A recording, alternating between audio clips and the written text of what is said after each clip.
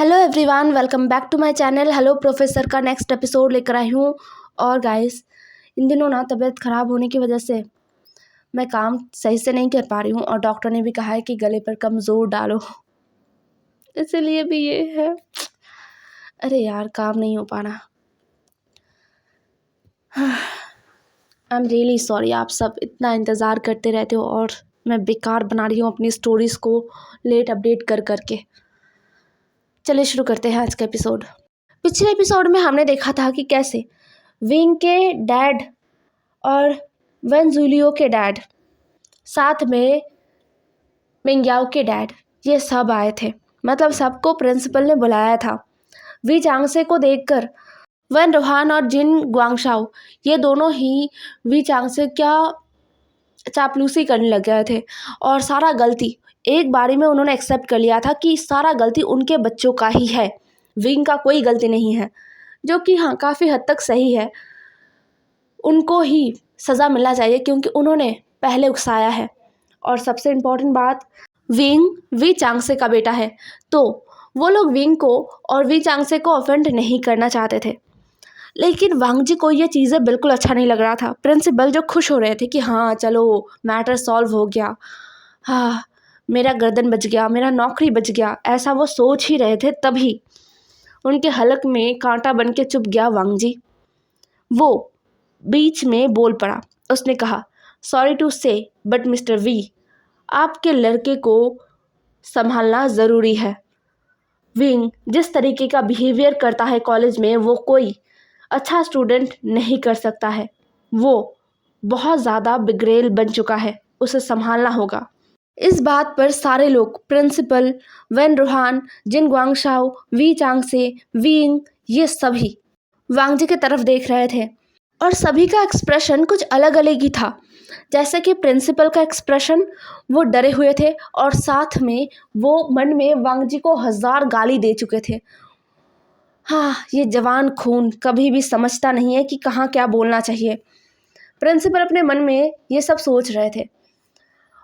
और बाकी जो दोनों हैं ना, मतलब वन रोहान और जिन ग्वांगशाओ, ये दोनों भी वांग जी को हैरानी से देख रहे थे। खैर, सभी का हैरानी विंग के चिल्लाने से टूट गया।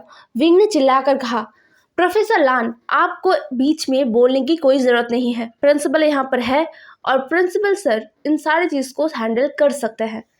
लेकिन वांग जी, उसने विंग की तरफ गुस्से से देखा, इतना भयानक वाला एक गुस्सेल सा लुक दिया कि विंग चुप हो गया, जिसे वी चांगसे ने बखूबी नोटिस किया अच्छे से। और पता नहीं क्यों उनकी आंखों में ना एक चमक दिख गया। खैर, उन्होंने उस चमक को तुरंत ही छुपा लिया और बहुत ही सीरियस होते हुए कहा, प्रोफेसर बताइए, विंग ने और क्या क्या किया। तो वांग जी ने कहा, विंग एक अच्छा स्टूडेंट नहीं है। वो ना खुद पढ़ता है और ना ही दूसरों को पढ़ने देता है। क्लासेस में डिस्टर्ब करता है, वरना क्लासेस अटेंड ही नहीं करता है। और अगर टीचर्स उसे कुछ कहे तो उन लोगों को वो बस इग्नोर कर देता है और टीचर्स के साथ मिसबिहेव भी करता है, जो बिल्कुल सही नहीं है। मिस्टर वी, आपको अपने बेटे को संभालना चाहिए।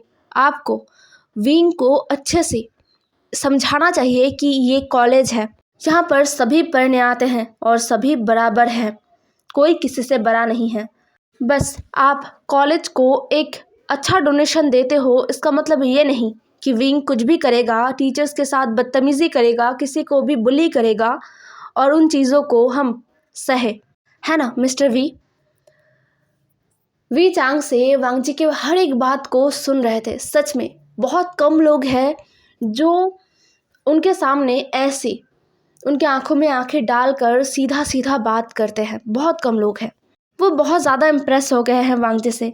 हालांकि वांग जी के बारे में ऐसा नहीं है कि वो पहली बार वांग जी को देख रहे हैं या फिर लान वांग जी से उनका पहली बार ये नाता है, बिल्कुल नहीं।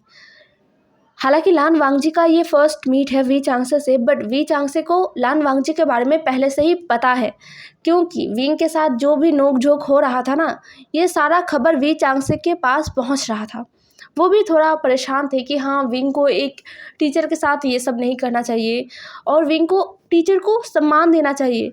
लान वांग जी एक गुड टीचर है, ये भी वी चांगसे को पता है, तो वो चाह रहे थे कि विंग लान वांगजी के अंडर पढ़े अच्छे से, और लान वांगजी का जो पढ़ाने का स्टाइल है या फिर लान वांगजी जो सिखाते हैं उन चीज़ों को विंग सीखे, वो एक अच्छा स्टूडेंट बने। वो ये सब कुछ चाहते थे। बट जब फेस टू फेस वो मिल रहे हैं और बातें कर रहे हैं तो वी चांगसे के दिमाग में तो कुछ और ही खिचड़ी पक रहा था। खैर, वी चांगसे ने अभी उस बारे में कुछ नहीं कहा। उन्होंने एक जेंटल स्माइल देते हुए कहा, मिस्टर लान, आपने जो कहा मैं उन बातों को गौर करूँगा और विंग को समझाऊँगा। Thank you so much. Please wing का ध्यान रखना। वी चांगसे का रिएक्शन देखकर सभी हैरान हो गए थे। मतलब प्रिंसिपल ने तो सोच ही लिया था कि वांगजी का नौकरी गया, साथ में उनका भी, उनका पत्ता कट जाएगा। और जो लोग हैं ना, मतलब वैन रोहान और जिन ग्वांगशाओ, ये दोनों सोच रहे थे कि इस टीचर का खेल ख़त्म। ये टीचर अभी वी चांगसे से बहुत बुरी तरीके से कुछ बातें सुनेगा और फिर इसका नौकरी भी चला जाएगा। वो बस तमाशा देखना चाहते थे। इंसल्ट होते हुए, किसी को इंसल्ट होते हुए देखना भी मज़ेदार सा काम है कुछ लोगों के लिए, तो वो बस वो मज़ा लेना चाहते थे। बट सब एकदम हैरान हो गए वी चांगसे के रिएक्शन को देखकर। वांगजी भी हैरान हो गया। उसने सोचा था कि हाँ, उसके इन सारे बातों के बाद उसे निकाल दिया जाएगा, ये 100% वो श्योर था। बट वी चांगसे ने जितने पोलाइटली उसके बातों को एक्सेप्ट किया और उससे सॉरी भी बोला, इसलिए वो हैरान था। विंग जो खुद अपने डैड को घूर रहा था, बट वो हैरान नहीं था। उसे पता है कि उसका डैड ऐसा ही है। वो कभी भी अपनी पावर का गलत इस्तेमाल नहीं करते। लेकिन लोग समझते हैं कि हाँ, बड़े इंसान हैं तो उनको अगर हम मक्खन लगाएंगे तो हमारा ही फ़ायदा है, इसलिए सारे लोग बस मक्खन लगाने में ही बिज़ी हो जाते हैं। खैर, विंग ने कुछ कहा नहीं अपने डैड को, उसने बस घूरा लान वांगजी को। खैर, उसके बाद वी चांगसे ने प्रिंसिपल से कहा, प्रिंसिपल सर, आज मैं विंग को लेकर जाता हूँ। प्रिंसिपल ने तुरंत कहा, हाँ हाँ मिस्टर वी, ऑब्वियसली आप लेकर जा सकते हो।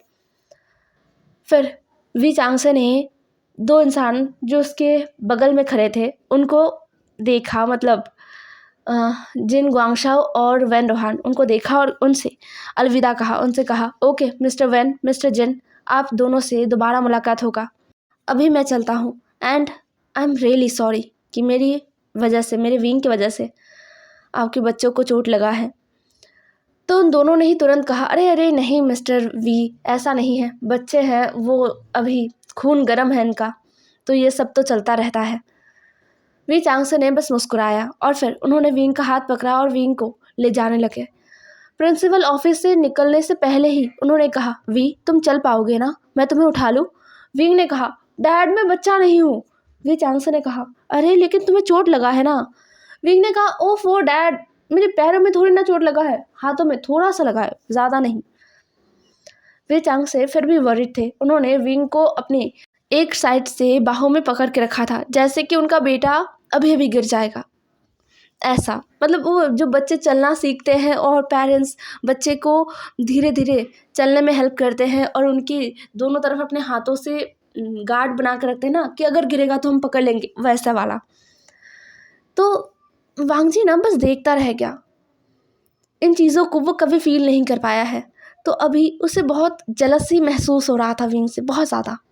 फिर प्रिंसिपल ऑफिस से बाकी लोग भी, मतलब वैन रोहान भी अपने बेटे को लेकर चला गया था और जिन ग्वांगशाओ भी मिंग्याओ को लेकर चला गया था। हालांकि मिंग्याओ को पता है कि उसके लिए घर पर बहुत बुरा कुछ इंतज़ार कर रहा है, बट खैर उसे फ़र्क नहीं पड़ता इन सारी चीज़ों से, उसे आदत हो चुका है। अब प्रिंसिपल ऑफिस में बस वांगजी और प्रिंसिपल ही थे। प्रिंसिपल ने कहा, वांगजी तुम अपने मुंह को थोड़ा कम चलाओ, आज मिस्टर वी का शायद मूड अच्छा था।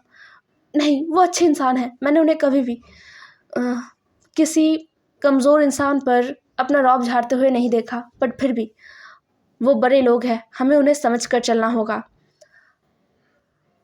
वांगजी ने इन बातों को सुना और उसे लगा कि प्रिंसिपल को समझाना बेकार है, इसलिए उसने बस अपना सर हाँ में हिला दिया। फिर प्रिंसिपल खुश होते हुए कहते हैं, वैसे मिस्टर वी तुम्हारी बातों से खुश हुए थे आज, वाह, मुझे तो लगा था कि वो बहुत ज़्यादा गुस्सा करेंगे, तुम्हारा भी नौकरी जाएगा और मेरा भी पत्ता कट जाएगा, लेकिन ऐसा नहीं हुआ। हम दोनों ही लकी हैं। वांग जी ने इस बार भी अपना सर हाँ में हिला दिया था। फिर उसने कहा, सर मुझे काम है, मैं चलता हूँ। प्रिंसिपल ने अपना सर हाँ में हिला दिया। अब हमें सीन शिफ्ट होके वी चांगसे और विंग को दिखाया जाता है, जो कांगसे सरन के सामने सर झुकाकर खड़े थे। कांगसे सरन उन पर बरस रही थी। वो विंग पर कभी चिल्ला रही थी तो कभी वी चांगसे पर। वो कह रही थी, डार्लिंग, तुमने कैसे कैसे कैसे मेरे विंग को चोट पहुंचाने वालों को ऐसे ही छोड़ दिया? और विंग, तुम क्यों क्यों लड़ने गए? हाँ, मैंने तुम्हें मना किया था ना कि किसी के साथ भी लड़ाई झगड़ा नहीं करोगे। मतलब जैसे मदर्स होते हैं वैसे कांगसे सरन भी चिल्ला रहे थे अपने हस्बैंड और अपने बेटे पर। वी चांगसे और विंग दोनों ही चुपचाप बस इन डांट को हजम कर रहे थे। वो कुछ नहीं कह रहे थे। उन्हें पता है कि अगर वो कुछ कहेंगे तो उन्हें डबल डांट पड़ जाएगा, इसलिए वो चुपचाप थे। कुछ देर डांटने के बाद कांगसे सरन विंग को गले लगा लेती है और फिर वो विंग को लेकर बैठती है। तब तक डॉक्टर्स आ चुके थे। वी चांगसे ने डॉक्टर्स को बुला लिया था। विंग ने कहा, डैड ये बहुत ज़्यादा हो गया, मतलब इतने से चोट में ये तो मैं एक ऑइंटमेंट लगा लूँगा, दर्द कम होने वाला, उससे ही कम हो जाएगा, इससे डॉक्टर्स की क्या ज़रूरत है। बट कांगसे सरन और वी चांगसे ने इस बात को इग्नोर किया। कांगसे सरन ने कहा, आशियन चुप रहो, वी तुम डॉक्टर को बुलाओ। तो डॉक्टर्स आ चुके थे और उन्होंने विंग का अच्छे से चेकअप किया और कहा कि डोंट वरी, कुछ नहीं हुआ है, बस स्वेलिंग हो चुका है, जिसमें ऑइंटमेंट दे देंगे तो हो जाएगा, मतलब वो ठीक हो जाएगा। जिसे सुनकर फिर कांगसे सरन और वी चांगसे को थोड़ा राहत मिला। ऐसे ही 4 दिन बीत गए थे। इन 4 दिनों में 2 दिन विंग घर पर था। कांगसे सरन विंग को कॉलेज जाने नहीं दे रहे थे। उनको लग रहा था विंग के हाथ में अभी भी दर्द है, तो विंग को कॉलेज नहीं जाना चाहिए था, इसलिए वो विंग को कॉलेज जाने नहीं दे रहे थे। और फिर 2 दिन बाद ही विंग कॉलेज गया था और इन 2 दिनों में विंग बहुत ही ज़्यादा शांत था। उसने बस इग्नोर किया, लान वांगजी को भी इग्नोर किया और क्लासेस को भी इग्नोर किया। उसने पूरा फोकस अपने प्रैक्टिस पर, अपने बास्केटबॉल प्रैक्टिस पर लगा दिया। 1.5 महीना बचा है टूर्नामेंट का, तो अभी उसे बहुत मेहनत करना है और उसके टीम को भी प्रिपेयर करना है। लगभग 2 क्लासेस बास्केटबॉल का जो टीम है वो लगातार प्रैक्टिस करते हैं और फिर सब बास्केटबॉल ग्राउंड में ही इधर उधर लेट जाते हैं। कुछ पानी पी रहे थे, कुछ लेट रहे थे, कुछ किसी से बात कर रहे थे। विंग भी चुपचाप बस बैठा हुआ था और अपने फ़ोन में कुछ स्क्रॉल कर रहा था। तभी उसके फ़ोन में उसके डैड का कॉल आया।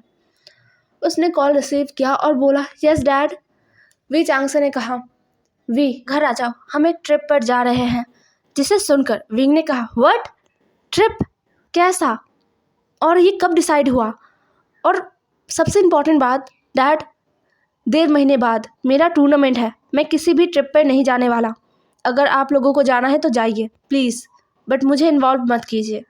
वी चांगसे ने कहा, विंग बस 2 दिनों का बात है और ज़रूरी है, तुम्हें भी जाना होगा और हम अलग कंट्री नहीं जा रहे हैं, 2 दिनों में हम वापस आ जाएंगे। यह सुनकर विंग ने कुछ सोचा और बोला, ओके डैड। फिर विंग उठा, अपनी टीम की तरफ देखा और क्लैप करते हुए कहा, ओके गाइस, मुझे कुछ कहना है। तो सब ने विंग की तरफ देखा और बोला, यस। विंग ने कहा, गाइस मैं 2 दिनों के लिए ऑफ ले रहा हूँ, तो इन 2 दिनों में प्रैक्टिस बंद नहीं होगा। शैंग, तुम 2 दिनों तक टीम को लीड करोगे और प्रैक्टिस करोगे, समझ में आ रहा है? 2 दिन बाद आके मैं प्रोग्रेस देखूंगा। सब ने अपना सर हाँ में हिला दिया। विंग मजाकिया है, बहुत चाइल्डिश है, मनमौजी है, बट बास्केटबॉल के लिए वो क्रेज़ी है। बास्केटबॉल का जो टीम है ना उसका, वो लोग जानते हैं कि विंग कितना सीरियस है इसको लेकर। तो सब ने इस बात को सीरियसली लिया और सब ने हाँ में अपना सर हिला दिया। विंग ने सबकी तरफ देखा और बोला, ओके गाइस, 2 दिन बाद मिलते हैं। ये कहते हुए विंग बास्केटबॉल ग्राउंड से निकल आया। वो अभी घर नहीं जाने वाला, वो अभी अपने फ्रेंड्स के पास जाने वाला है, उन्हें बताने वाला है, फिर जाने वाला है। तो वो पहले अपने गैंग से मिलता है और उन्हें इन्फॉर्म कर देता है कि वो 2 दिनों के लिए एक अर्जेंट ट्रिप पर जा रहा है, जिसके बारे में उसे कुछ पता ही नहीं है। उसके डैड ने कहा कि उसे जाना होगा तो उसे जाना होगा। तो 2 दिन बाद मिलते हैं। तो सभी लोगों ने विंग को बाय बाय भी बोल दिया था। फिर विंग घर आ गया। घर आके उसने देखा कि सारा कुछ इंतज़ाम हो चुका था, मतलब उसका लगेज भी पैक कर चुके थे कांगसे सरन। विंग ने अपना मुंह बनाते हुए कहा, मॉम क्या हम अभी निकलने वाले हैं? मतलब मैं अभी अभी कॉलेज से आया हूँ। कांगसे सरन ने कहा, वी हमें ज़्यादा टाइम नहीं लगेगा और तुम कार में रेस्ट कर लेना। विंग ने अपना मुंह बनाते हुए कहा, ओके। फिर वी चांगसे भी आ गए थे और वो तीनों निकल पड़े थे। वो लोग कार से जा रहे थे, जबकि उनके पास फ्लाइट है, अपना जेट है, साथ में उनके पास बहुत सारे चॉपर्स भी है। तो वो कार से क्यों जा रहे हैं? क्या ये बहुत करीब है? अगर ये जगह बहुत ही करीब है तो ये मतलब ऐसा क्यों है? ट्रिप क्यों कहा? समझ नहीं आ रहा था विंग को। विंग ने कहा, डैड हम कहाँ जा रहे हैं? वी चांगसे ने कहा, हम मेरे पुराने दोस्त के घर जा रहे हैं। विंग ने कहा, ओह आपका पुराना फ्रेंड है? वी चांगसे ने अपना सिर हाँ में हिला दिया। फिर वी चांगसे ने कहा, तुम्हें वहाँ पर मज़ा आएगा विंग, और एक सरप्राइज़ भी मिलेगा। विंग ने कहा, सरप्राइज़? रियली? क्या है वो? वी चांगसे ने कहा, विंग अगर मैं अभी बता दूंगा कि सरप्राइज़ क्या है तो वो सरप्राइज़ थोड़ी रहेगा, इंतज़ार करो। विंग ने कुछ और नहीं कहा।